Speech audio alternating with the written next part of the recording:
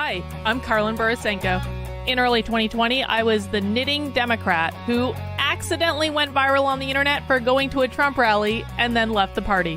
I became the conservative darling, was on all the shows, traveled around the country, and then realized that conservatives were no better than Democrats. If there's one thing that I've learned, it's that both political tribes are two sides of the same coin. But it wasn't all bad. On my journey, I became obsessed with understanding the woke ideology and the culture war.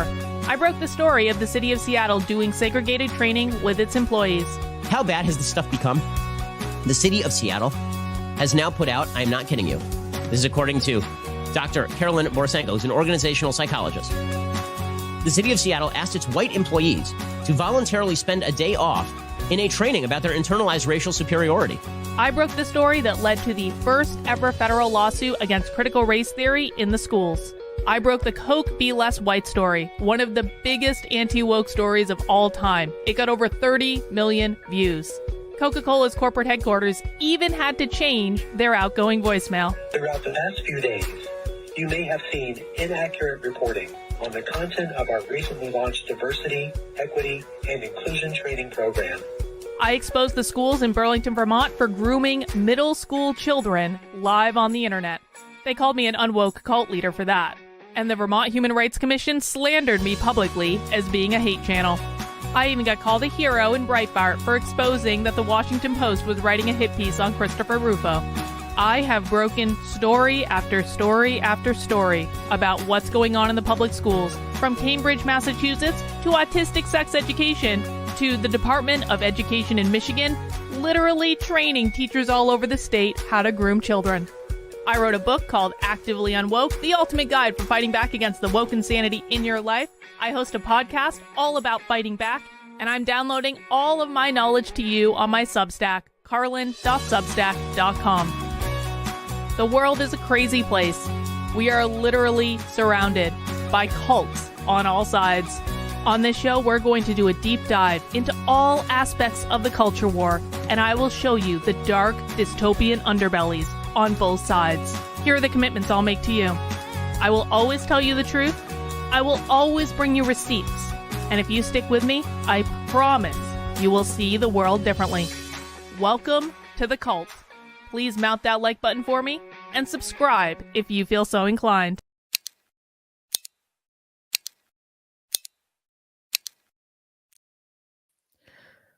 What up, everyone? Happy Monday. Welcome to The Cult. The Cult is a show that I stream at 5 p.m. Monday through Friday on YouTube, on X, the platform formerly known as Twitter, and on Rumble, where we talk about the culture war, but with a heavy emphasis on the far left and doing deep dives into the real far left activists, the ones who are pushing all of the crazy ideology into the world today. Hello, comrades. Hello, human centipede. Hello. Oh, man, guys. I don't know. I don't know what's been in the air lately. I've just been feeling so, like, blah about everything. I don't know. Like, we're gonna keep moving business as usual, but, like, I'm starting to feel, I gotta be honest, I'm starting to feel a little dejected. I'm starting to feel a little black-pilled. Oh, you're right. Well, I mean, my eyes are looking good today, though, Maldi. Like, look at, I've got, like, a whole fucking glamour look. And I didn't intend it that way. It was just, I think it's the lip gloss more than anything that's making the glamour look. I don't know. Maybe I'll put on my sunglasses. I don't know. Maybe, like, I kind of feel like just like curling up into a ball and just like, I don't know, withdrawing from the world. That's been kind of my mood lately, which is probably not what I should be saying on the internet. If I want people to watch my stuff, but that's just kind of how I've been feeling lately. Everyone has lost their minds. Everyone on the right and the left has lost their minds. It seems as though only the most horrible people can actually get traction with anything. And I'm just over here talking about capitalism and that sort of stuff. Trendlin, I was thinking about you last night when I did the impromptu Bosch and Keffels nitwits, and I was like, Trendlin is going to be so annoyed that I'm not watching the Whatever podcast. We'll do the Whatever podcast this week, Trendlin. We will. I promise. All right. Well, Mondays on the Cult are a little bit of a lighter day because I do have something that I need to do at 9 p.m. But you guys will be excited because I have been scheduling out our live streams for the week, I am continuing my effort to be responsible, to not just operate on Libertarian Standard Time. And we got a bunch of streams we're going to be doing this week. Now, I want to start off with today. Today we are going to be watching a PFLAG presentation. Who knows what PFLAG is? Did I say 9 p.m.? I meant 7. I meant 7. Did I say 9? I meant 7. Sorry. I told you I'm in a weird mood. I don't know what it is. Anyway, today we're going to be watching a couple PFLAG presentations, at least one, if not two. Here we go. Is there anything interesting to watch in the Whatever podcast? No. No. There is literally nothing interesting for us to watch in the Whatever podcast. The problem is that Trendlin has been haranguing me forever and a day to watch another episode of the Whatever podcast, and she's been bribing me with super chats. And I swear, like, if I watch this, and I promised I would do it, so I feel like I have to now because I feel like I have to follow through, but I'm just saying that if I watch another episode of the Whatever podcast, you guys better be coming with those super chats. Like, seriously. And that I'm especially talking to you, Trendlin. I know you've already sent me probably $200 in super chats to try to bribe me to watch this thing, but I'm just not sure it's enough. Anyway, PFLAG is an organization that I think started with probably positive intention. It was an organization that was started to like help parents of kids who are coming out of the closet to like come to grips with the fact that their kids were gay. I have no issue with that at all. I kind of look at it like gay straight alliances used to be in high schools back in the 90s. Where it was like you had gay kids and you had straight kids, and they talked and they found out that they actually had more in common than otherwise, right? And so I kind of like look back at those times before the LGBT movement got hijacked by the queer Marxists, and I'm like, it was a more innocent time, man. It was just about accepting people and loving people and not caring who people slept with. And I feel like the backlash that came from the right over all of this stuff is probably what allowed the queer Marxists to hijack the whole thing. But I'm not going to go into that right now. Anyway, PFLAG is one of those organizations. And like all LGBTQ, I shouldn't say Q, like all LGBT organizations, after gay marriage was legalized, PFLAG got hijacked by far left queer Marxism insanity and is now all about pushing gender ideology and that sort of thing. So I was on the national PFLAG channel, and they've got a whole bunch of presentations on there, and there are local chapters as well. By the way, if you think that PFLAG is not what the that's there. Oh, Jesus Christ. They have some, like, I don't know if you guys probably didn't hear that because I didn't have the sound set up, but like that video, it just was like a clicking noise that happens like when something's broken. And so all of a sudden I was hearing this clicking noise in my ear. I'm like, what the fuck in my setup is broken? Like, what is going on? It's like when you try to like maybe like start your car, but like the battery isn't charged or something. You hear this click, click, click, like that's what's at the beginning of that video. And I was like, is my computer melting down in the middle of the stream? What is happening? Anyway. Yeah, exactly, Tayton. It's called QFLAG now. It's been taken over by the queer Marxists. But like, so when I went undercover at the Socialist Reproductive Justice Conference last year, there was a woman there who called herself the PFLAG mom. And she was this older lady. I want to say like 60s, maybe even getting into her 70s. She's like a bigger lady with like big gray curly hair, and she was like one of those women that gets involved in all the clubs and things. And she went around saying that she was the PFLAG mom. Well, I was in a session with her, and everyone had to go around and introduce themselves and tell the room their pronouns and tell the room why they were there. And of course, I was a they them on that occasion. But the PFLAG mom was like, I have 4 kids who are trans or non-binary. And I was like, I'm sure that's not a coincidence, PFLAG mom. I'm sure that's not a coincidence that you have quite literally built an entire identity around having queer children, so much so that you go to socialist reproductive justice conferences to get clout about how you're the PFLAG mom by bragging about the fact that you have 4 trans or non-binary kids. I'm sure that's not Munchausen's by proxy at all. No. Mm-mm. Definitely nothing to see here. So that gives you an idea of like some of the people, and I'm sure not all of the people. I'm sure some of the parents involved in PFLAG are just like they're trying to do the right thing and they're trying to love their kids and they're trying to do all that. But like that gives you like the idea of what we're talking about when it comes to this sort of thing. So I was trolling around the PFLAG YouTube channel and I came up with a couple presentations that I think would be good for us to watch. Now they're relatively short. They're only like half an hour long. So we might get through 2 presentations today, which is going to be kind of cool. The first one I want to watch is called The Evolution of Language. And this was not actually even that long ago. This was streamed on July 13th, 2023. The way we talk about the various aspects of our identity changes all the time. For some people, change like this comes easily. For others, however, they may be slow to adapt or even resistant to change. Join us for this presentation welcoming PFLAG national staff. So PFLAG is actually like a legit organization. It's not like a volunteer thing or anything. They actually do have like full-time staff to have a conversation about the important shifts in language, inclusion, and how to be a better ally. So that is what we're going to be watching first is crazy queer ally parents talking about the evolution of language. Of course, we do always like to hear about the evolution of language, and so that's good.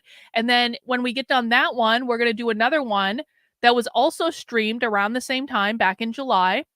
And this one is called LGBTQ plus identities and wait for it, neurodiversity. Because you guys know that I love nothing more than when the queer Marxists target the autists. Which, has anyone else noticed this? Like, there have been like a lot of presentations popping up lately about queer and autism. Now, I covered autistic sex education over a year ago. Only person on the internet to cover it. You're welcome. You can still find it on the channel. It's right at the top on the channel homepage. If you haven't seen Autistic Sex Education, you need to. But by pure coincidence, there have been a lot of presentations popping up lately around trans and autism, queer and autism, gender fluid and autism. I would argue it's because they are specifically targeting autistic kids with this messaging, which we know from the autistic sex education webinar that we watched. But there is also something to be said about the fact that, you know, autistic kids are going to feel awkward, like more awkward than average. I mean, I think everyone feels awkward when you're a teenager, but like more awkward than average. And autistic kids do get, like autistic people in general do get like hyper fixated on things. And so is it also possible that in addition to being proactively targeted by the queer Marxists, there's also just something that, like, if you're talking about this subject, like, you're going to have the awkward kids questioning whether or not they're non-binary and all that stuff as well. I don't know. Brooks says there's been a huge rise in autism over the last couple decades. Well, I mean, I agree with that, but it also seems as though they are much more susceptible to gender ideology, and I wonder if is it specifically just targeted? Are they specifically being targeted, or is it one of those things where they feel awkward anyway, and then gender ideology provides some sort of explanation for why they feel awkward, and then they get hyper fixated on it, and they start thinking about their gender all the time, and they start wondering if they're non-binary, and then by virtue of wondering if they're non-binary, they convince themselves they're non-binary, and lo and behold, then you have a whole new generation of queer activists. I don't know.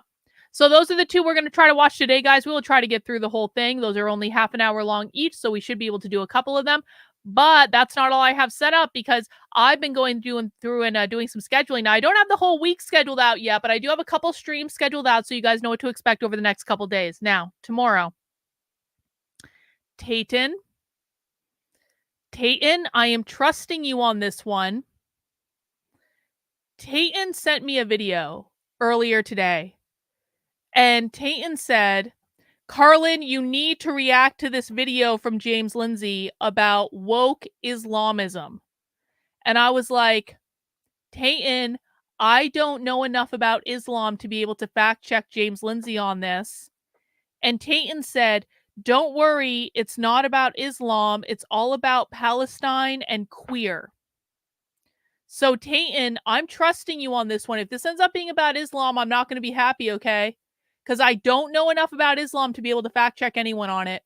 But I do know a fair bit about the socialist reaction to what's going on in Gaza, to Israel, to like their pro-Hamas protests. I do know about enough about that and the overlap with queer Marxism to be dangerous. Just from the amount of like socialist like we've watched the socialists talk about this. We know what the socialists think. And you guys have been bugging me to debunk James Lindsay for a minute. So, let's do it. Why not? Why not?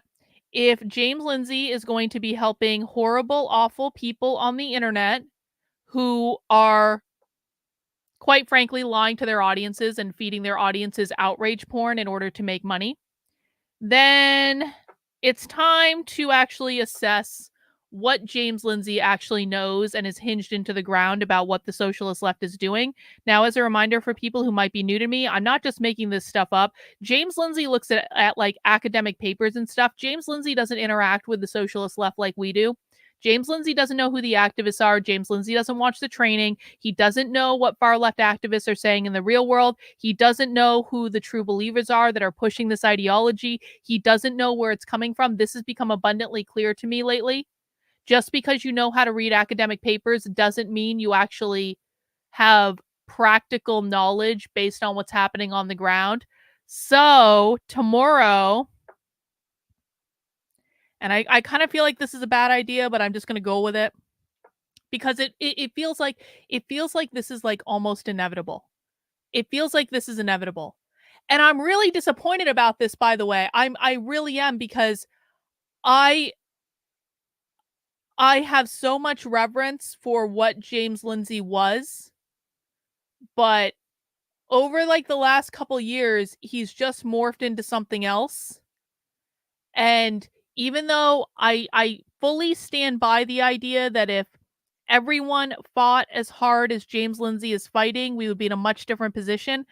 But I really think he's gotten very unhinged from reality. And so it's time to face the fear and go in and see what he has to say. And I'll give it a fair shake, man. I do try to call balls and strikes. If James Lindsay knows what he's talking about and is hinged into reality with what the socialist left is saying, then I'll say that. If James Lindsay is not hinged into reality, I am not going to cover for his ass anymore. I'm not going to pretend that what he's saying is aligned with what the socialist left is doing if it is not. And so I've been avoiding this. Tayton says, it's not a bad idea, I promise. You're only going to hear Western values, not capitalism. I continue to wonder why James Lindsay and the James Lindsay stands refuse to talk about how everything is related back to abolishing capitalism. I guess we'll find out tomorrow. That will be tomorrow at 5 p.m. on The Cult. And then later in the day tomorrow, we are welcoming Joshua back. Joshua hopefully went and found a Valentine over Valentine's Day, which he canceled our show for last week. But I have some important questions for Joshua to Psychic. To include, I asked Joshua to do Fanny's. What is Fanny Willis, the DA? I asked Joshua to do like her astrology chart and to tell us what was going on in that hearing the other day where Fanny was just like completely having a meltdown on camera. So hopefully we'll get an update about that. So that's nothing remotely controversial tomorrow night. And then on Wednesday, I found a video. Do you guys know how I asked you last week about like, I basically said something to the effect of like, what does the idea of like trans joy or non-binary joy actually mean? When leftists say trans joy or non-binary joy, what does how do they define trans joy? Well, guess what? There's an entire presentation on that. So we're going to watch that on Wednesday. And I've got a couple more that I'm kind of like sussing out for the rest of the week as well. So we should have a really good week of presentations and deep dives. And maybe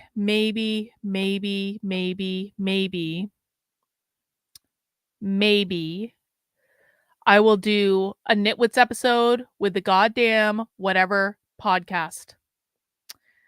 Well, see, here is the thing, James Lindsay Stan, whose name I don't recognize. I don't give a flying F if James Lindsay gave a speech that you liked one time. This is the part of Gary, I don't know who you are because I don't recall you ever interacting in my chat.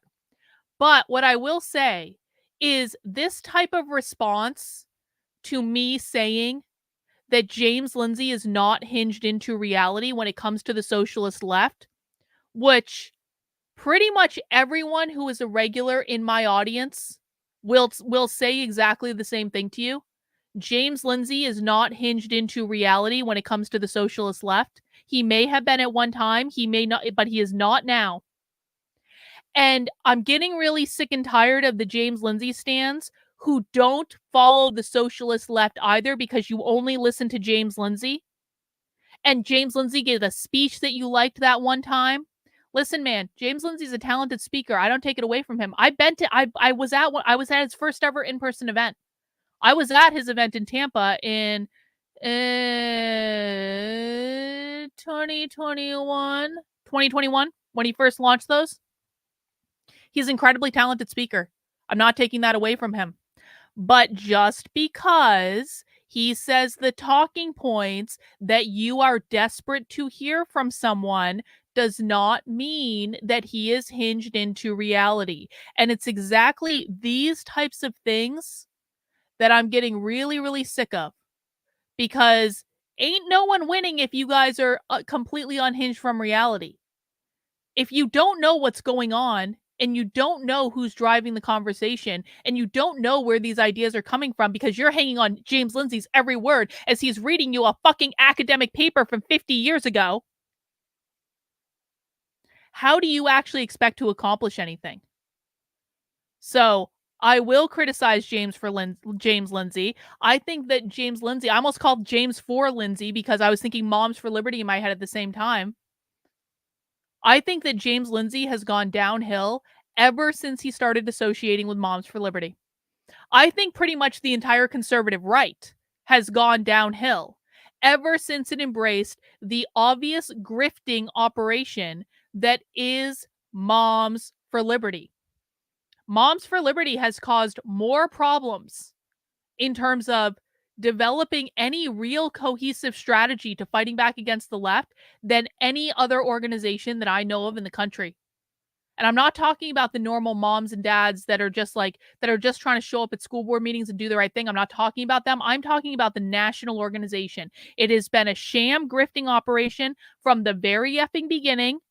And I think it's brought a lot of people down with it. And I cannot say enough negative things about the impact of that organization. And the fact of the matter is, conservatives don't know this. They have no idea. I don't even think James Lindsay has any idea. I don't think James Lindsay has any idea how many people Moms for Liberty abandoned in the state of Texas. He has no idea because he doesn't actually listen to real people on the ground. He runs off to Europe to do fucking speeches for parliament. That's fine. There's value in that. But that doesn't mean he's hinged into reality. And I will be criticizing him from now on. I'm tired of this shit. I'm tired of it. And I'm tired of James Lindsay stans coming into my comments every day, pretending that they know what they're talking about when they clearly and obviously don't. James Lindsay has never mentioned once about how whiteness is capitalism. He doesn't speak socialist. Well, that's not true, Rottweiler. That's not true. James Lindsay last week got dangerously close, suspiciously close to saying whiteness means capitalism. He got like this close. He tiptoed right up to the edge because he knows that's true. He knows it. And he just won't say it. And I do agree with this as well. We're like 6 months away from James Lindsay selling pillows and coffee.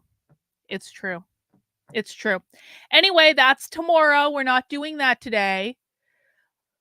But one more thing before we get started, guys, please head over to my Substack and make sure you are signed up for email updates on there, because Substack is my primary content hub on the internet. You can head over there at Carlyn, Karlyn, .substack.com and sign up for updates. I got a whole bunch of stuff coming out this week. Some of it should have come out last week. Last week was a weird week. I apologize. But there will be more stuff coming out this week, and I will be getting back in gear. I don't know what is going on. My brain feels so goddamn cloudy lately. There's something going on in the stars. My brain feels incredibly cloudy. Anyway, if you do want to support the work I'm doing and help me spend all sorts of time spending online with you guys, talking about what the left is actually doing in reality, showing you real far left trainings, breaking them down for you, explaining the woke ideology in plain English, please sign up as a supporter for $8 a month or $80 a year. That helps keep me in business. No, there ain't no taking breaks from this, Kate. No taking breaks. That doesn't work. I've tried. It doesn't work. Trust me, it doesn't work ever.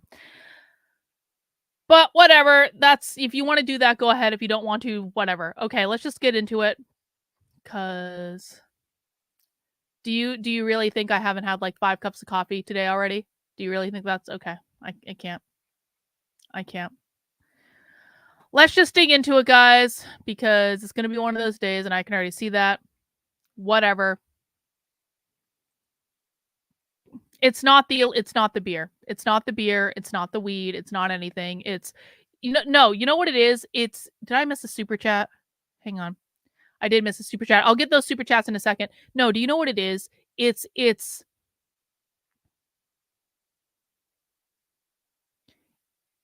I'm back in one of my places where I feel like I'm like in one of my why bother stages. I'm like, no one really cares about what the truth is. No one actually cares about what's going on. Everyone just cares about kissing the asses of their favorite influencer. No one actually cares about making any real world progress. That's where I'm at. I'm just like the world sucks. We are obviously and clearly going to lose. No one on the right actually gives a flying F. Everyone sucks. There's nothing I can do about it. I spend all my days talking with people who think they know more than me because they heard a James Lindsay podcast one time, and they think because they heard a James Lindsay podcast or maybe read like a chapter of one of his books, because God knows no one reads the whole book when he writes it, but like they think that because they like that they know everything, and I'm like, yo, you have no fucking idea. And you can tell people to their face, you can be like, here are all the ways in which you are wrong, and here are all the things you don't know, and here's video evidence to back up every single thing that I'm saying, and they still don't get it. And the reason they don't get it is because they don't want to get it. They don't want to get it. So here we are.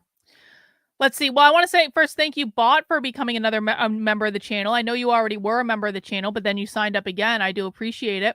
Tayton says, what I got from the video is that if you don't support Western values, then that's woke Islamism. Okay. All right. Well, we'll look forward to that. Thank you, Tayton.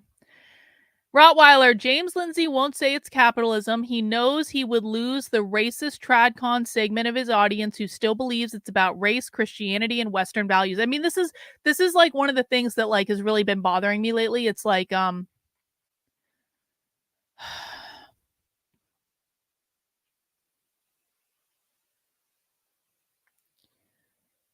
there doesn't seem to be, among the so-called anti-woke community, there doesn't seem to be any sort of desire to come to like a higher level understanding of what this actually is.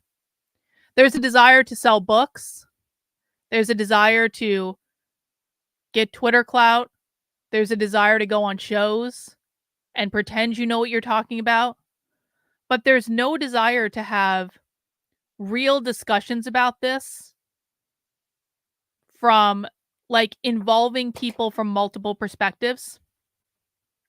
There's no desire to talk to anyone who doesn't already 100% agree with you, or at least like 99% agree with you. There's no desire to like actually deal with we have like, there's so much evidence. There's so much primary source evidence There's no desire to grapple with the primary source evidence. There's no desire to it's just like yeah, this is it. It's fucking gross. It's gross. And once people become convinced that they know everything about what's going on because again they listened to a James Lindsay podcast or saw him do an interview, it's like you cannot speak to these people. And even if you have evidence that directly contradict what they're saying, they have this like pompous out like, oh, I read all this book and blah, blah, blah. I read Marcuse and Hegel and Foucault and blah, blah, blah, blah, blah, blah, blah. It's like, who really cares, man? Like a safety circle jerk. Yeah, I think that's a good way to put it. It is profoundly disappointing. It is. So anyway, we're just going to keep doing what we're doing, but I'm working through a little bit of a funk right now. Thank you guys for bearing with me. It is what it is, I guess. Whatever. Let's watch some PFLAG stuff. I'm sure that'll cheer me up. We are watching the evolution of language from the National PFLAG organization, or the Queers for Parents, I guess now. Yeah, well, I'll try, Elizabeth. I'll try. Thank you. Let's see what they have to say about the evolution of socially acceptable language. Hello, everyone, and happy Thursday. Welcome to Something to Talk About Live. My name is Jamie Hinkle. My pronouns are she and her. I'm the Learning and Inclusion Manager at PFLAG National. Just like every week, I'm going to bring in Jean Marie Nevada, but Jean Marie, we're going to do it a little bit differently this time because I'm not going anywhere. You're not going anywhere, Hinkle. This is going to be so exciting. Well, you're going somewhere and then you're coming back to me again. And I'm not even home, as you can see, because I have a mature background and not my normal chaos. So let me tell people about what we're going to do, and I will see you back in just a few minutes. Sounds good. Hey, everybody. My name is... To be really clear again, Gary, because I don't recognize you, I only care about what is going on. Okay, here is how my strategy and my methodology differs from James Lindsay and everyone else on the internet. I don't give a flying fuck about what happened in Hungary. I don't care. I don't care. I only and exclusively care about what is happening in the United States right now from the perspective of radical revolutionary socialist activists. That is all I care about. I do not care about any papers that have been published. I don't care. I do not care about anything that has happened in Europe in the last 100 years. I do not care what any conservative influencer has to say about this. I do not care about doing a rehash of historical movements. I don't care about any of that. The only thing that I care about is what our radical revolutionary socialists in the United States pushing right now through our schools, through our institutions. What are they doing their trainings on? How are they training teachers? How is this ideology getting into the workplace? What is showing up in the actual diversity trainings? What's showing up at their events? What's showing up at their conferences? What books are they writing? That's all I care about. That's all I care about. And Gary, the fact that you don't know the difference between trans and queer already gives me pause as to how much you actually know. So if you're not here to learn, then you can go. Mentioning academics from 100 years ago, while it has some usefulness, doesn't address the language and methods the radicals use today. I just don't know what's so hard to understand about this. I really don't get it. I really don't get it. But anyway, let's get back to the presentation. Jean Marie Nevada. My pronouns are she and ella, and I'm the Director of Learning and Inclusion at PFLAG National. Every single Thursday, we get together to talk about something related to LGBTQ equality and inclusion, and this is no exception, but it's going to be a really fun show because it's a little different than we normally do. So let me do the housekeeping first. So we have an article for this week that was at the National Desk by Zachary Rogers. And the title was Pregnant Woman Replaced with Pregnant People on the CDC Flu Vaccine Advice website. Oh. And the article goes on to deal how some people are having a meltdown over the phrase pregnant people instead of pregnant women. I do want to note a couple of things about the article.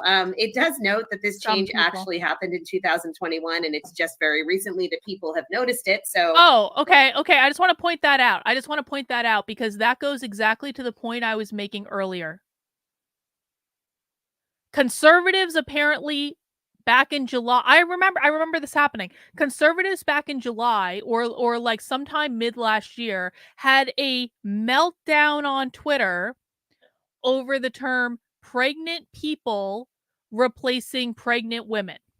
Now, I'm entirely in favor of pointing out like how these people are changing the language, but the point I want to make is the change to the language didn't happen last year. It happened in 2021. And people only noticed 2 years later. And when they noticed the language had changed 2 years later, that was when they had the meltdown. Now, the reason that they are not noticing the changes being made before they've already been out there and implemented for 2 fucking years is that conservatives and people on the right and Moms for Liberty and all of these people who claim to be activists don't actually look at what is happening on the ground. If you're reading an academic paper from 5, 10, 15, 20, 50, 100 years ago, that is not going to tell you that they started using pregnant people in replacement of pregnant women 2 years ago. You aren't going to know what they are practically doing and practically implementing on the ground if all you're focused on is the academic theory, and that is the point.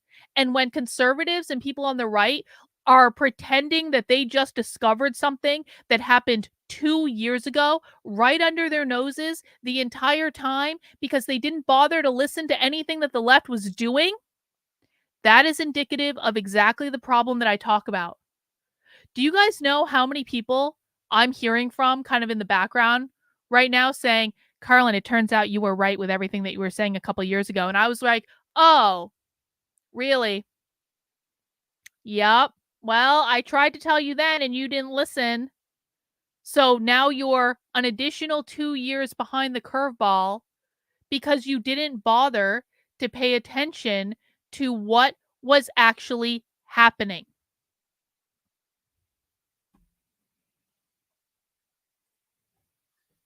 Where are your receipts? Don't come in here and just throw around dates. Where are your receipts? What are you specifically talking about? What are you referring to? How do you know? Did you hear it from your influencers or did you actually see it in reality? It's going to be one of those days, I can already tell. Asleep at the wheel, my friends on the opposition.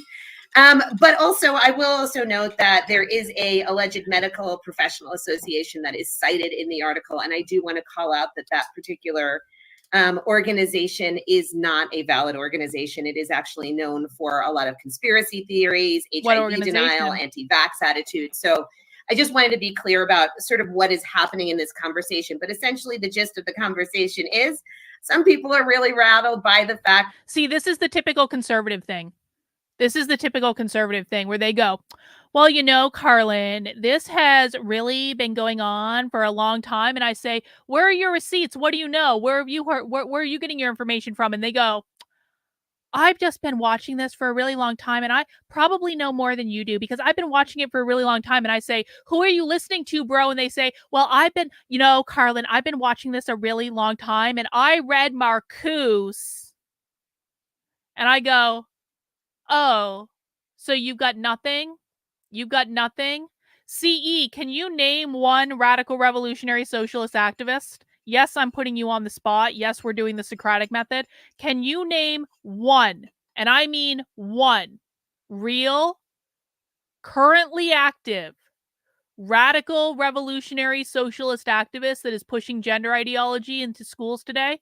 I just need one name, and I need a specific name. And I don't want to hear someone that you heard off of Twitter, bro, and I'm going to know if you do that. Let's see what you actually know. That pregnant women has been replaced with pregnant people to reflect that not everybody who gives birth is female identified. So this actually got a conversation started at PFLAG about language. We have spent a lot of time talking about the words we choose to use, the words that are better to use to make everyone feel included, and also how language is constantly evolving. This has become such an issue for us, something that we talk about. I mean, issue in a positive way. We actually created a great resource, which we have given to you on our resource page, which is straightforequality.org/discussion series. Which is a handout that we do that's called So You're Presenting at PFLAG National, and it has some guidance on inclusive language. So we encourage you to check that out. But this has gotten a conversation started about linguistic inclusion, the evolution of language, how we can make people feel seen, and sometimes how we make them feel invisible by the words that we choose to use. So we were all feeling so passionate about this, we thought we would bring everybody in to have the conversation. So I am going to welcome back Jamie Hinkle, who you know and who you have met, but I am also welcoming in Liz Owen, our Director of Communications, and Jackson Alder, first time on the show, I believe, unless I'm forgetting, our new Senior Online Community Coordinator for PFLAG National. So welcome, my friends. Hello. And welcome, Jackson. Hi. We're waiting, CE. We're waiting. That was not a rhetorical question, CE. We're waiting for you to name one radical revolutionary socialist activist that is currently pushing gender ideology in the United States today. We're waiting. This is going to be the new policy. Anytime someone comes into my chat and they try to insinuate, well, I've been following this since X, Y, B, and Z, and I know so much more. Wait. Oh! Doesn't know the answer. Carlin won't accept my receipts. Even if I get it right, Carlin won't accept my receipts. I didn't say you didn't know anything. No, I'm not Googling. I'm just tired of being told that conservatives don't know anything. You're being told that you don't know anything because you literally can't answer basic questions. Now pop quiz for the chat. Name one real radical revolutionary socialist activist that is pushing gender ideology in the United States today. Go chat. Sophie Lewis. Yup. That's one. Sophie. Emmy O'Brien. Sophie. Jesse Hagopian. Who else?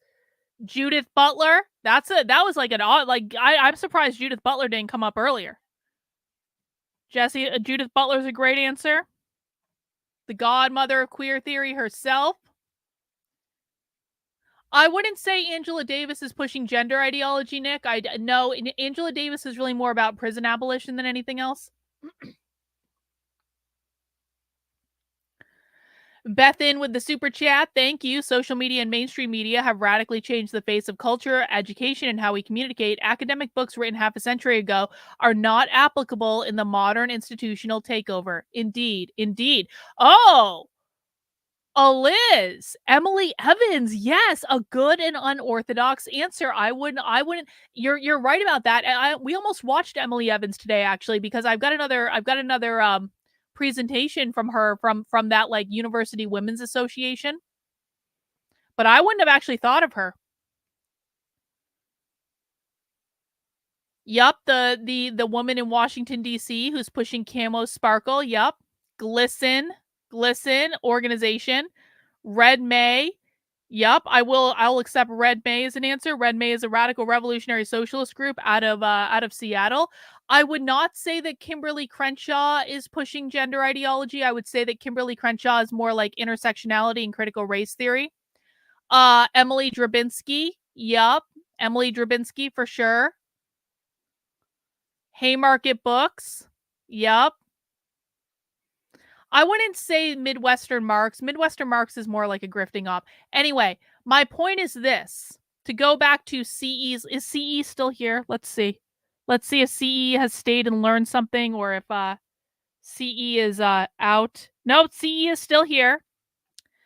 So to go back to CE's little meltdown, CE, it seems as though I accepted the names of an awful lot of people. The problem is that you came into my chat, like many conservatives do, thinking you knew everything, when in fact, you know nothing of any practical use. So, if you want to learn what is going on in the real world, what is required is that you shut your mouth,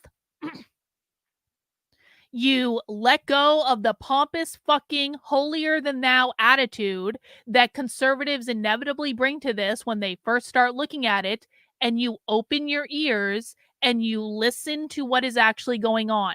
The reason you couldn't name anyone is because you have not been listening. But a lot of people in the chat could answer that question, and none of them had to Google it. Why? Because they listen.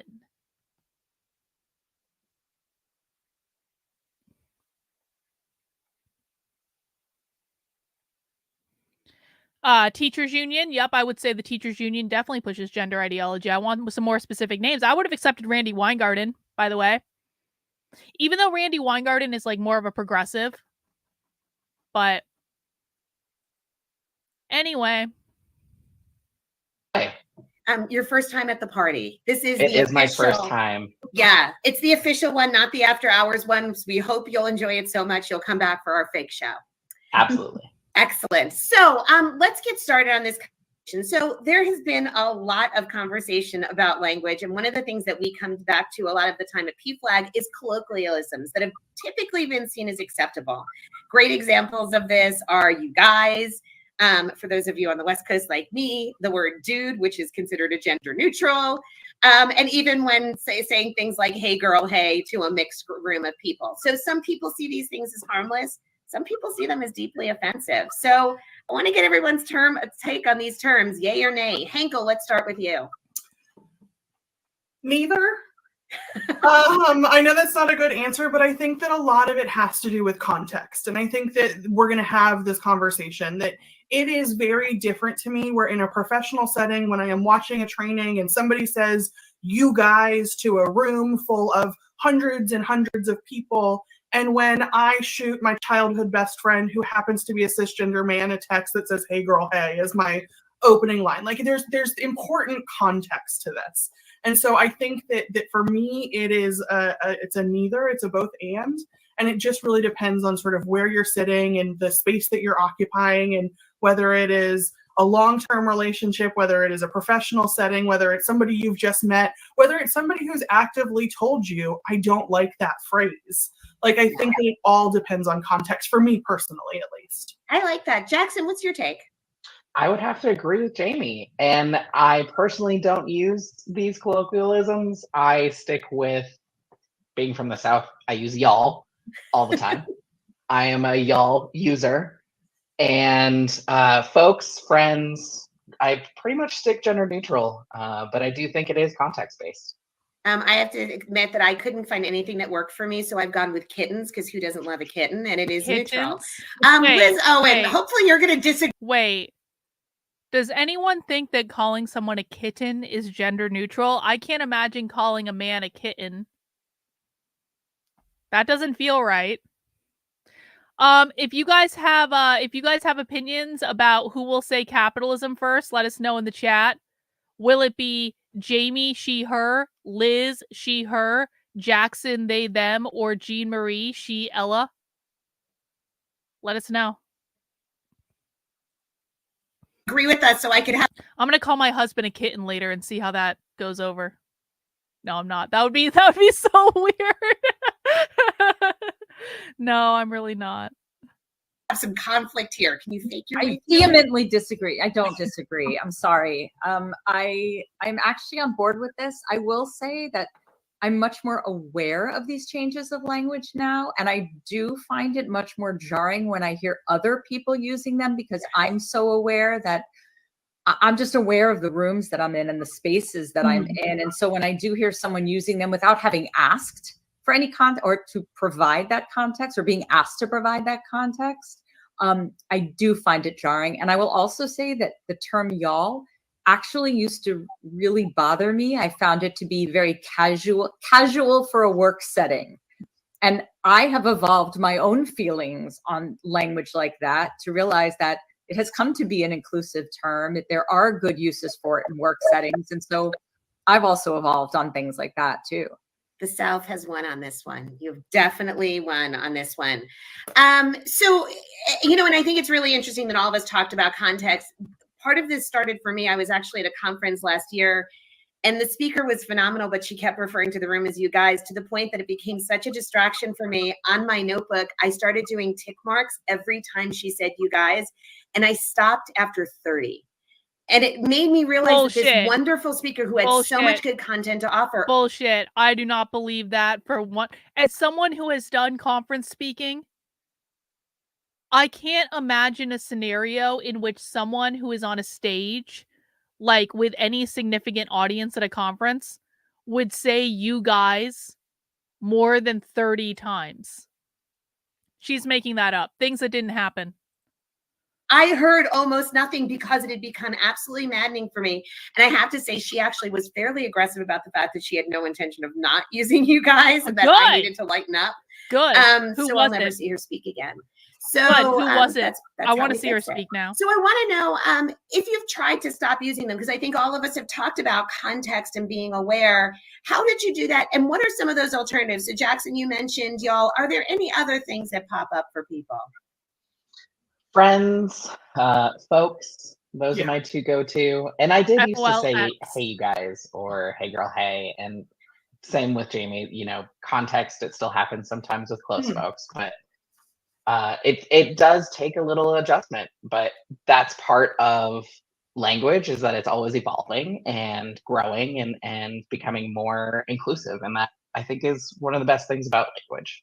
Yeah. I love the fact that you're acknowledging that it isn't a static thing, that this is, and this conversation may sound different in a year for all we know. Sorry, I interrupted you, I think, Jamie. Oh, no, that is okay. I also think that I think about this in written communications, because in a lot of the emails that I'm sending professionally, more than one person is CC'd. There are multiple voices that are coming in and sort of chiming in on the things that have most impact on them.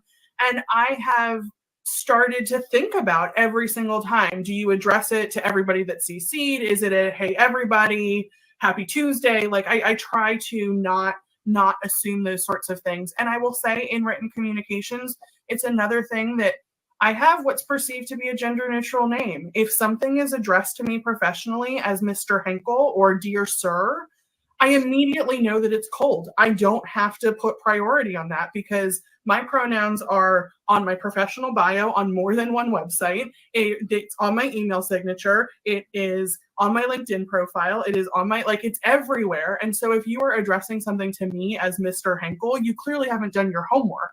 And so it's something that I try to be very mindful of. And I think everybody and folks are the ones that I use most often when I'm speaking. Everybody and folks. Liz, anything else on that? Yeah, I would say, I use folks too, although interestingly, I know there are a lot of people who use FOLX, and I've heard a lot from the disability community to not use that spelling because it can be difficult for people using readers, and that folks in and of itself is gender neutral, so the X can be complicated for people in the disability space, so I no longer use it with the X for that reason. What?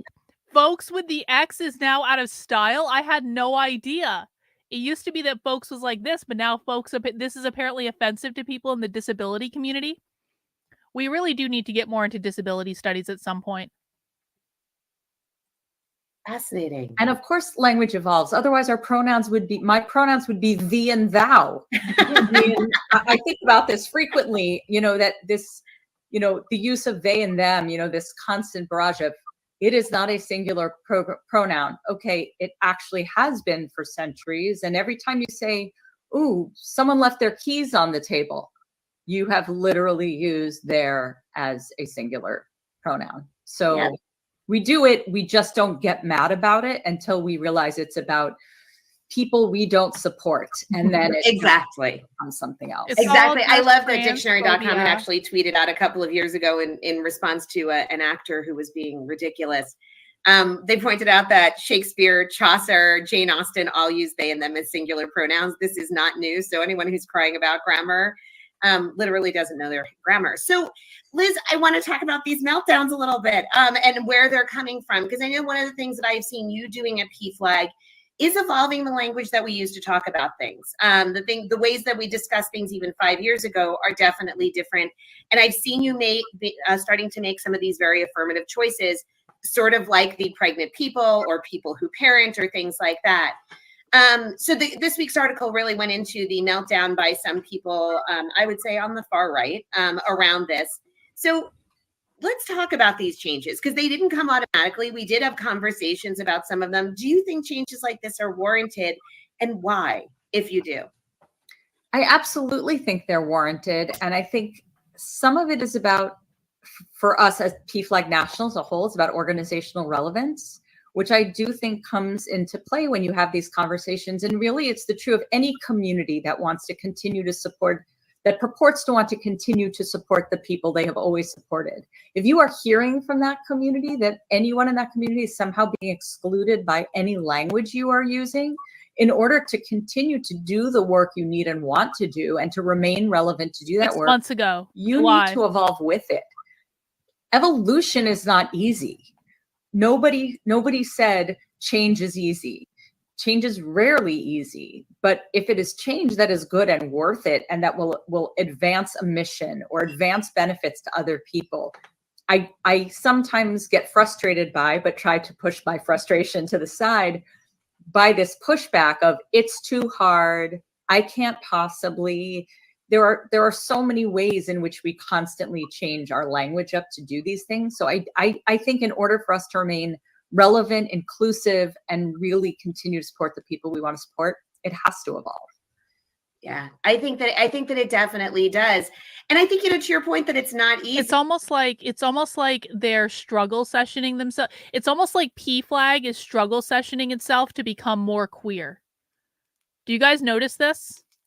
It's like, again, there was a time when I do actually think that PFLAG was a group that was actually a good idea. Like, let's support parents of people who are gay, because back in the day that was considered to be a harder thing. And like, I'm not saying it didn't have utility at some point, but it almost seems like now they're trying to struggle session themselves into, accepting the queer Marxist takeover that has happened of the language. They're like, we have to do this. We have to do this to be good people. We have to do this to be good people. Like, I don't think that anyone that we see on the screen right now, with the possible exception of Jackson, I don't think these are socialists. I think Jamie, Liz, and Jean Marie are progressives. I think they're progressive, useful idiots. And it's important that we know the difference. These are not far left radical revolutionary socialist activists. These are the people who are trying to do good in the world, who believe that they're doing good in the world, who think that they need to do this in order to be a good person, who will be excommunicated summarily by their friends and their family, probably, if they don't do this to be a good person. It really is important that we know that we know the difference between the real activists and the useful idiots. Most people on the conservative right just watch the useful idiots. We'll watch the useful idiots every now and again. We watch the useful idiots more during the week than we do on the weekends. But these aren't socialists. These are, again, possible exception of Jackson. I don't know enough about him yet, or they, them, sorry. But they're basically struggle sessioning themselves right now. I think acknowledging that it's not easy is a really big thing. That this does mean sometimes breaking ourselves out of patterns that we have used our entire lives. That's nothing to kind of just shake off. It actually does take this conscious effort. And I think sometimes that fear of I'm going to mess it up becomes paralyzing for people. And that's why it's so important that we coach them through, what do you do when you mess up? Because you will, because you're a human being, to the best of my knowledge. Can we name any other examples of where language has evolved over time? I know that one that really jumped out for me was the people first language model, which is still acceptable in some places, not acceptable in others. I was actually doing a presentation and somebody said to me, when you're talking about autistic people, that you need to actually flip this and explain the whole history of it. Jackson, right. do you have any examples of that? Maybe Right, that you want to it's bring true. up? I was actually just thinking about the person first language, and also how we don't use terms like insane to talk Yeah. about people anymore, because it's I use the not term nice insane all the to time. put it to put it plainly. It's not nice.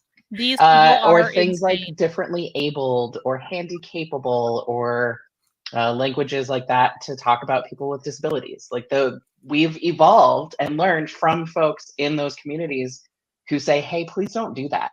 That don't describe me like that." Mhm. And we learn and evolve. Yeah. Jamie, I know that you and I had talked about a couple of things related to self-harm, and could you explain that? Yeah. I mean, there are things around mental health that very much come up for me that I remember very vividly. I was presenting a workshop in an event, and I said something, and the way that I phrased it was not the best practice at the time, and somebody gently called me out and say, Sith over on Rumble says, excellent breakdown of useful idiot versus activist. And I will say, too, I do actually have an article on the Substack that is about how to identify when someone is a useful idiot versus a true believer. So people can also avail themselves of that as well. But it is important, guys. Like, again, most of the people that you guys see on like libs of TikTok or these clips that conservative influencers share around Twitter, they're not socialists. They're progressive, useful idiots. And the useful idiots are not the ones driving the agenda. The activists, the academics, the authors that are publishing with the socialist book publishers, the people presenting at the socialist conferences and the trainings, the people doing the teacher training, the people doing the organizing, those are the true believers. These people are like several steps down from true believer. And there is something also like intangible about this, where it's just like after you watch these people for like 3 years, like I've been watching them, you start to be able to delineate the difference really, really quickly. Yeah. Useful idiots don't know how to talk socialist. Only true believers know how to talk socialist. you know, when you say something like successfully committed suicide, that makes it seem like it is this crime and it adds all this stigma. And so the way a lot of people are talking about that now is someone who died by suicide. And like it was just one of those light bulb moments for me where it was like I was so grateful that that person had taken the time to gently say, I know where that came from. I know why you said it that way. This is why it's not preferred, or this is why we don't phrase it like that anymore. This is the best alternative. And it's something that has stuck with me for a very, very long time. I mean, I vividly remember that experience.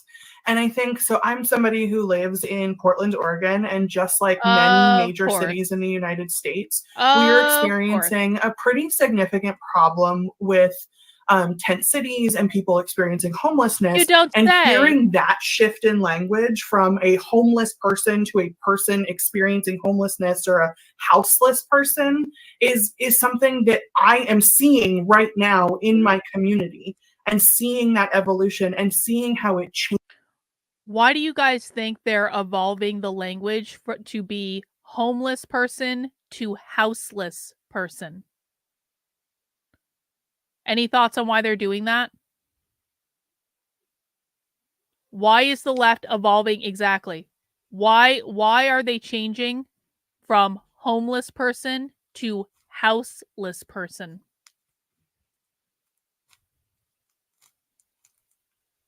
To emphasize the lack of a house? To emphasize the lack of a house? Yup. Because your home can be a tent, your home can be a car. Why do they want to emphasize the lack of a house?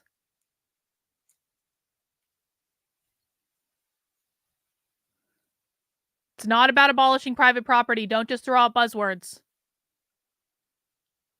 Why do they want to emphasize this is not about, well, it is about private property eventually. Well, indirectly it's about private property, but everyone's saying that this is about like, this is about private like it's not correct, guys. You aren't thinking this through. Don't just throw out buzzwords. We're not going to do this anymore. Why would they want to emphasize the lack of a house? Ding, ding, ding. Bought in with the gold star. The far left wants the state to provide everyone with a house. We've seen them say this. They believe that housing should be free, provided by the state. That's where the abolition of private property comes in. They don't want you to own your house. They want the state to own the house and then assign people to live in the house. Do you guys get it? Owning and renting requires capital. Yup. Let's see if anyone else got it. No one owns it. No one owns anything under socialism. You will own nothing and you will be happy. And I don't care about the distinction between private property and personal property. I don't give an F. Everything that is significant is considered to be private property under socialism. Everyone is entitled to a house. Public housing. Housing is a human right. To encourage free housing for everyone. Exactly. See? And I've seen this a lot lately. And Rottweiler, I actually appreciate you saying this. I've seen this a lot lately. Tate and I'm looking at you. Sometimes the answer is too obvious and then you overthink it and then you revert back to the talking points because I've drilled the points into you guys. And I know that for people who've been watching for a while, I have drilled the talking points into you guys. I understand that. But now what I need people, and again, if you're a new person, don't worry about this so much. I'm still going to do the drilling. You're going to get the same treatment that everyone else got. But like for people who've been around a while, if I ask you a question, I don't want you just to come back at me with the talking points like without thinking about it. I want you to actually think through the question because you guys know enough to answer these questions now. Yup, they believe that housing is a social right. Yup. Exactly. Changes the way we talk about potential solutions and what this might look like moving forward. And so it's been a really neat thing to watch happen in real time in my community. Hang on, Kelly is correct. So where does that get creators? We don't own our art now. Correct. You don't own your art. Socialists do not believe in intellectual property. So no copyright, no owning intellectual property. It's not yours. It's everyone's. When you make art, it belongs to the collective. You know, I have to, as you were talking about these two things, you were telling stories along with them. And I think those stories are so interesting and so powerful about how you came to know this. And I think when we use this language and somebody says, well, why are you doing it? I think when we tell these stories, they also show a level of cultural humility. I didn't always get it right. And somebody was kind enough to bring this to my attention. And here's why I do it now. I think it's so fascinating. And it's not just a do it this way, no explanation. Liz, anything to add to that one? Yeah, actually, I was thinking about what the two, you and Jackson were talking about earlier in the disability space, that, you know, one of the things I love about saying disabled people I is put on that this more you take pink lipstick. the negative connotation about the word disabilities and disabled. Like any language can have a negative connotation, but when you use that language the way people impacted with that language want you to use it, then you are empowering people to be called what they want to be called. And it's the same with pronouns. And I will say it's one of the places that I've had the biggest evolution of language that I continue to stumble on, is saying things like when I'm working through a plan for something, let's walk through this together. And I immediately correct myself and say, I'm really sorry. Let's work through this together. Wait, it is one that you can't say walk through this. That's now illegal. Yes, this is my socialist. I should start wearing this for Socialism Saturday. My socialist red lipstick. You can't say walk through this. Well, I'm going to break that one all the time. Yeah, we definitely can't say retarded anymore. Except that retarded is now back. I'm sorry. I don't make the rules. Like some people use the word guys. That is one that I continue to stumble on, but I won't. There's never been a time in the last few months where I haven't stopped, apologized, and rephrased for just the reasons we're talking about. You know, from you, I actually learned about being conscious of using things like stand up for whatever. Because again, the stand up it assumes ability to do that, and that is not necessarily the case for everyone. And finding alternatives to that, it's amazing. Once you learn it, you learn it. So one last question on this. You know, we talk a lot about what do you do when somebody doesn't react well to what you're saying. So how do you handle it when somebody really vehemently pushes back? I mean, in this case, the example that I'd actually like to put out there for us to respond to is Hang on, I got a super chat from Rottweiler. If you don't want to give your work for free to the collective, then you go to the re-education camp or the factory fields to do forced labor. Exactly. You're not creating for yourself in the socialist utopia. You're creating for everyone. You are not an individual. You are part of the Borg. And if you don't understand that, or you lose sight of that, then you'll just be sent to the salt mine. And then you'll get your act in gear real quick. When somebody says that saying pregnant people erases women, what does that conversation sound like? Because flipping tables is not an option, Jamie. Yeah, you saw my Twitter. I mean, I think that when I hear that, I'm like, well, what women? Because I'm women, and it doesn't erase me. And I think that trying to pull apart what is actually being claimed, what is being said, this is erasing women. What do you mean by that? Where did you get that idea? What women are you talking about? Like, I don't. What? Perhaps they got the idea that saying pregnant people erases women because you are literally replacing the term woman and not acknowledging that the only people who can get pregnant are women. I don't know where they got the idea that this was erasing women when you are literally erasing women. What do you mean is one of the ways that I try to address that really harsh pushback. And that can be tough. It can be tough not to get warm in your cheeks and to want to flip the table over, but it is something that I try to do. And I don't know, Liz or Jackson, if you have anything that you would add to that. Jackson? I would. So I try to be educational. I try to relate. And so my own personal story is that I have the parts to get pregnant. I'm trans and non-binary and was assigned female at birth. And so I am part of those pregnant people, or could be.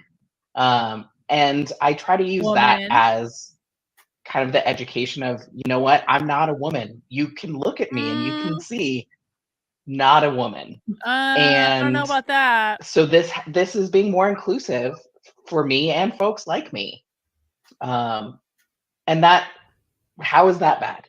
You know, where nobody is being erased. Jackson, I'm sorry, but if you're really not a woman, then you would not want to get pregnant, okay? And if you get pregnant, I'm probably going to call you a woman because only women can get pregnant. But if you're really not a woman, then you should leave everything related to womanhood. But I don't care that Jackson is trans. I don't care that Jackson is non-binary. I don't care that Jackson is probably a socialist, which is probably the most concerning thing to me. But like, what Jackson does with them's body, or who Jackson fucks, or any of those things is inconsequential to me in any way, shape, or form. But if Jackson really doesn't want to be a woman, that's fine. But can we acknowledge that if you don't want to be a woman, then don't fucking get pregnant. It's really not that hard. If you're having transition surgery anyway, get a hysterectomy. Or take precautions so that you don't get pregnant. But if you get pregnant, don't be offended when someone calls you a woman. Like, only women can get pregnant. Sorry. Oh, yeah. Oh, we're going to lose bad. Oh, we've already lost. Like, I mean, like, again, like, I'm feeling rather black-pilled today. Like, we've already lost. We are already totally and completely effed. I kind of view my job as like, now we're just preparing. Now we're monitoring. We're preparing. I'm giving you guys the ability to know what the timeline is for this stuff. I'm giving you guys the ability to know what's coming, so that if you want to prep your doomsday bunker, like you have the ability to do that. We can all get prepared for when they try to take away our private property. We can, like, all the parents can be aware of what's going on with parental rights. Like, we're preppers now. We're basically digital preppers now. That's it. It's done. It's over. We lost. And we lost bad. And everyone running around pretending that we haven't lost, I just don't know what they're looking at. I really don't, because, you know, I was like in this Signal group, and I'm not like the people in this group, they're fine. Like, I'm not saying they're bad people or anything, but it's like this group chat to try to like coordinate like efforts to fight back against the left. And today they were talking about, like, all of these crazy policies that are going on in New York. And like they were talking like New York's been taken over for decades and the government's doing all this crazy stuff and oh no, we have to do something about it. And I very rarely pipe up in this chat, but I was kind of like, what is your plan? Like, what are you actually planning on doing to fight back against them? And they're like, I swear to God, the answer was something to the effect of, we have to believe. That was the answer. I was like, what precisely is your plan to overcome this problem? And they were like, we just have to believe we can do it. I was like, okay, but like, what are you going to do? And then another person piped up and was like, we took over the school board and it didn't change anything. I was like, I know, I've been telling you guys for 3 years that taking over the school boards isn't going to change anything because school boards don't have approval over the curriculum. What is the next plan? What are you actually doing? And they're like, we have to have a positive attitude. Jesus will save us. And I was like, oh no.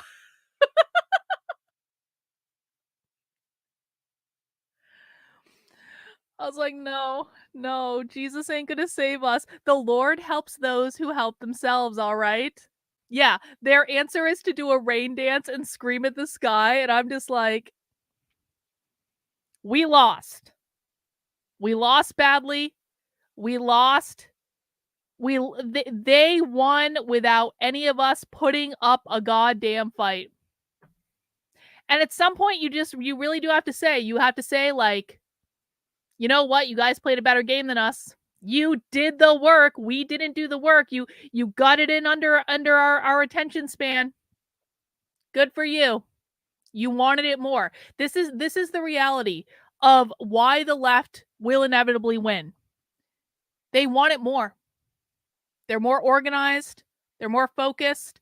They actually try to work together even when they disagree. They do some circular firing stuff, but not nearly as much as everyone else does. And they just want it more. And whoever wants it more at the end of the day will win. The right doesn't want to win. They don't care. They continue to support the most horrible organizations on the planet. No one actually even understands what the left is doing. And they have a 70-year head start on us. And nothing, and I promise you guys, nothing that is going on the right is going to overcome a 70-year head start when the right won't even hinge themselves into reality with what the left is actually doing and how they won in the first place. And praying to Jesus is not going to change anything. So we lost. Now it's just about preparing for the inevitable descent into the utopia. And in the midst of that, there's probably going to be a lot of wars and there's probably going to be a lot of death and destruction. And there's AI is going to come and rule all of us. And there's going to be a lot of other shitty things that happen too. So, try not to get too depressed, I guess. We're all in it together. Everybody is being included. Yeah, I love that. Liz, anything else on that one? I was going to say flip tables, so maybe my answer would be better served for another conversation. I was after dark. I love the educational model. I really love, Jamie, I love those open-ended questions. Like, can you say more about that? What do you mean by that? Because it really forces people to have to think, and they might come back with, well, I don't want to talk about it. But I do think there is something about asking the question that is really, really smart. And then, of course, there's the other side of it, too. Jackson and I were in a training together, and there was someone who kept saying it over and you guys over and over again. And I had not provided this packet that we created, and I was able to provide it to them later. And I got an email back thanking us for doing that and that they're now so much more aware of when they are doing it. And I think so. I think that kind of pushback can make a difference. I agree with you. One of the things, because Jamie and I spend a lot of time training and teaching, and one of the questions that almost always comes up is, how do you know which word you're supposed to use? There are so many alternatives. I mean, I this morning we were teaching a class and somebody asked me why I use the word queer to describe myself, even though my attractions are primarily for women. And I had that opportunity to explain it. And I love having that opportunity to explain it, because I think every time we tell those stories, we're both educating people, but we're also opening a new world to people. Why does she use pop quiz for the chat? Why does she use queer to describe herself, even though she's obviously a lesbian? Why does she make the choice to use the term queer to describe herself if she is obviously and clearly a lesbian?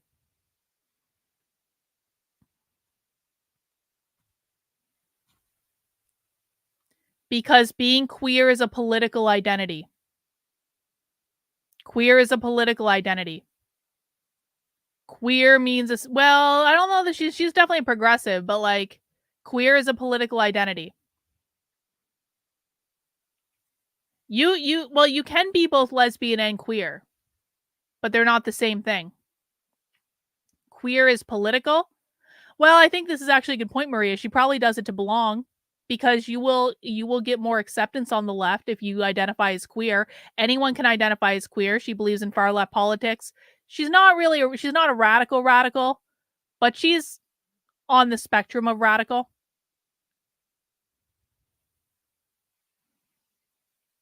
Because Akshay in with the win, because lesbian is homonormative. Well done. And she rejects normativity in favor of the abnormal. Yup. Saying you are queer shows you're in solidarity with the ideology. Exactly. Giving them a possibility model that maybe didn't exist previously. And that always excites me. So I'd like to do a quick round on this. How do you know what is the best word to use to describe someone's identity? Because certainly when we say LGBTQ, that is not sufficient. A person is not simultaneously LGBTQ. Who wants to go first on this one? I can go. I, whenever possible, ask. Because as somebody who also uses they, them pronouns, I feel seen and respected if somebody says, hey, what are your pronouns? I want to get it right. If I'm not able to ask in a situation, then I tend to stick with gender neutral language until I know, until they've given me a cue. I love that. Jamie, what about you? Yeah, I mean, I think that it also has a lot to do with listening and with mimicking the language that people use to describe themselves. And Jean Marie, I have shared this anecdote with countless audiences that we have worked with. But when it comes to some language, some inclusive language like partner or spouse or significant other, I think it's really powerful and meaningful to use language like that when you aren't sure how somebody identifies or how they would define their own relationship. But Jean Marie had to get married 3 different times until her marriage was recognized by her state and her federal government. And the word wife, I think, or I've understood, has a lot of power for you. And so I shouldn't turn around and call Jude your partner for the sake of making myself feel more inclusive. I need to mimic the language you use to describe yourself and your own relationship. And I think that a lot of that, again, has to do with context. It has to do with listening. Like Jackson said, it sometimes has to do with asking. And again, Jean Marie, you are somebody who has shifted to using the word queer to describe yourself. And I think there was a time where I was like, I've noticed this, what's going on? And we had the conversation. We talked about it. And so asking that question and listening and really paying attention to how people talk about themselves and how they relate to the world is really meaningful and powerful for me. Not that anyone was wondering, but I did have 3 separate dresses, 3 distinctly different dresses. Liz, what about you? How do you figure it out? I'm mostly laughing because I think you evolving to use the word queer basically allows you to describe your attractions to mostly women and Idris Elba. And I think that's the only way you can capture that appropriately. Thank you. Thank you. I actually just want to say, Jamie, I want to harness and bottle and distribute what you just said about, I don't want to take how you put it eloquently. I'm going to go back and watch this video later about how in order to make yourself seem more inclusive, you exclude a term that empowers someone else. That's so deep. I need to sit with it for a minute. That it really is. It's excellent. And I think it's something we tend to see with a lot of well-intentioned people. Actually, this is a really good point made by Seamstress. Radical socialists believe the binary was created by capitalism. These people just seem to be concerned about not offending someone. I think that's a really, like, that's one of the key indicators you'll see when it comes to differentiating between true believers and useful idiots. Because most socialists don't give an F about offending people. They don't care. They care about abolishing capitalism and abolishing anything that will lead to the abolition of capitalism. That's all they care about. When you get more into the useful idiots, they care about being nice, making people feel good, inclusivity, and they actually do mean inclusivity. They mean, like, they want everyone to feel included. They don't want to hurt people's feelings. Again, they've been told by everyone that they trust that this is what they need to do in order to be a good person, et cetera, et cetera. So yeah, useful idiots don't know why they're doing what they're doing. They just know that they have to do this in order to be good people, and anyone who doesn't do this is not a good person. Going a little bit over the top. So we have 2 more questions. And I think we can actually, I want to jump to this one, which I think is really important. How do you handle it when you don't get it right? Because I mentioned that when we are teaching, one of the things that comes up the most is people's paralyzing fear of making errors. We certainly teach a process of what an apology should sound like. But I'd be interested to hear from this group where people are in that. And Jackson, maybe we could start with you on this one. Absolutely. I correct myself and move on. And I try not to make a big deal over it, because I feel like that is the worst thing that you can do, is to blow it up, make it a huge thing. Just correct yourself, make a mental note of, okay, gonna get this right. Maybe say it again so that you know, and are correcting yourself out loud so the person knows, and then move on. I love that. Liz, what about you? Same. And I just to expand a little bit on the not blowing it up piece, especially because then there is a almost a burden put on the other person that you are in dialogue or conversation with. So it was my error, it was my mistake. Now I'm going to correct it to the point that the other person who I harmed unintentionally, though it may have been, to comfort me in telling me it was okay. No, it's okay. It's okay. And then the dynamic has reshifted to further harm. I think that's an interesting way of framing it, because we talk about the importance of centering the apology, not yourself. But I really like the way you phrase that and the way you explain that, because I think we don't always get to exactly what that dynamic is. Hinkle, you get the last word on this question. I do. And I think that I'm going to admit that oftentimes when I don't get it right, it's not until I'm at home overthinking the situation by myself and thinking to myself, oh, did I mess that up? One of the things that I am struggling with and trying to get better at right now is using words like crazy and insane and lunatic and those sorts of things. And it's not until I'm watching TV later that night that I think to myself, oh my God, I think I used the word crazy like 8 times in that conversation. And so I have tried to make a commitment to send a person that message, apologize the next time I'm with a particular group. You know, if it's been a one-on-one conversation at work, I might shoot somebody a G chat and just say, I'm really sorry. I've been trying to get better at that. So it's still the sort of apologizing and moving on. But for me personally, it is very rarely in the moment, because I've got to sit and overthink it a little bit until I realize the mistake that I've made, which is also why I am so appreciative of those moments where people do gently call me out. That kind of seems like she's centering herself, though, doesn't it? She's like, I need to have a whole big self-struggle session over the fact that I used the term crazy once in a meeting, and then send out an apology email when she could have just already moved on. Like, everyone else has probably already moved on. And so actually, by like taking the time to like not only overthink it, but then force an apology on someone the next day that probably didn't even notice the thing in the first place. Yeah, that's crazy, Jamie. That's a little unhinged, Jamie. That's a little insane, Jamie.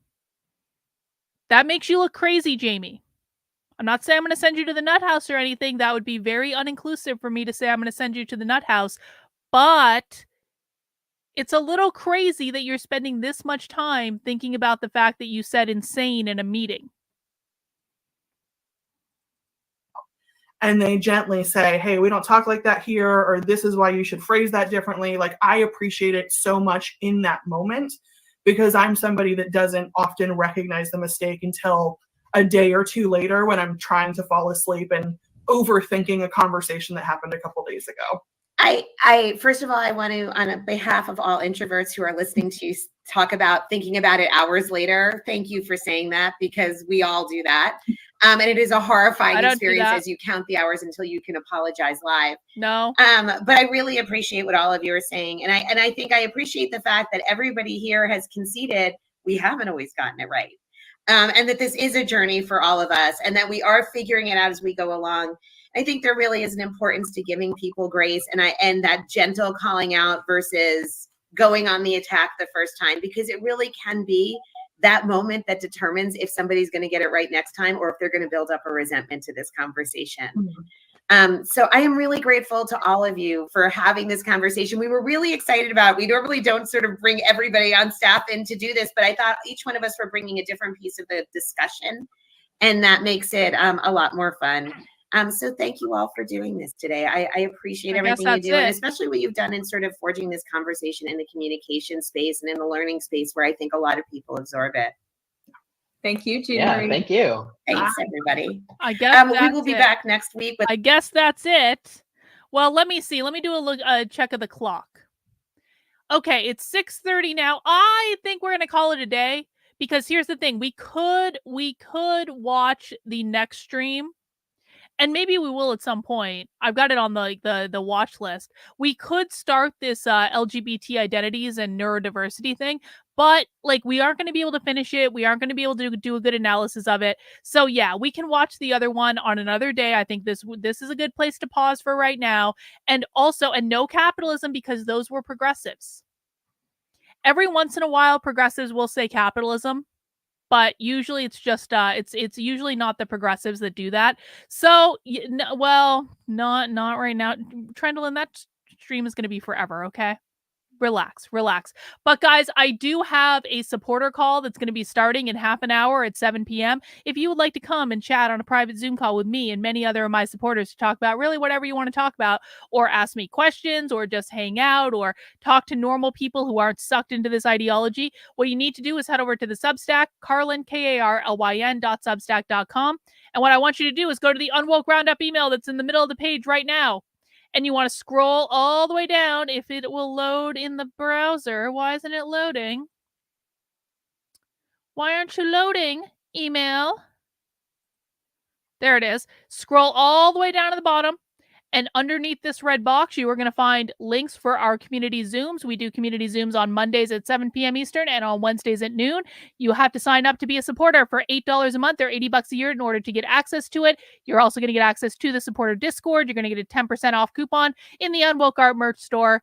And you will be supporting the work I'm doing, which I really do appreciate it. Yes. There may be zine planning in the Zoom today. There's definitely zine planning going on in the supporter Discord. So if people want to get in on the little, we have a propaganda project going on in the supporter Discord. So if you guys want to get in on the propaganda project, you are more than welcome to do that.